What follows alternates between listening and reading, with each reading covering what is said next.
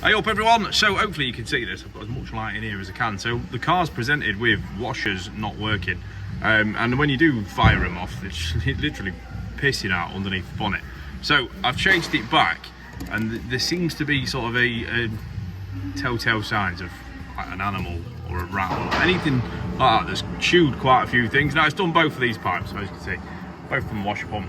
One's a rear, one's a front. So I've already repaired one. Do you want to bring you along and show you what's going on? So hopefully, as you can see just there we go. So you can see where it's been chewed, and like I say, this one had been chewed, but I've done a repair. So that's absolutely beautiful.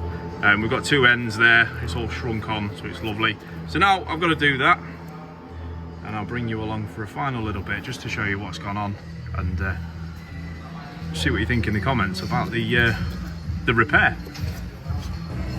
And there we are, guys. So two repairs, both buoyed up nicely there.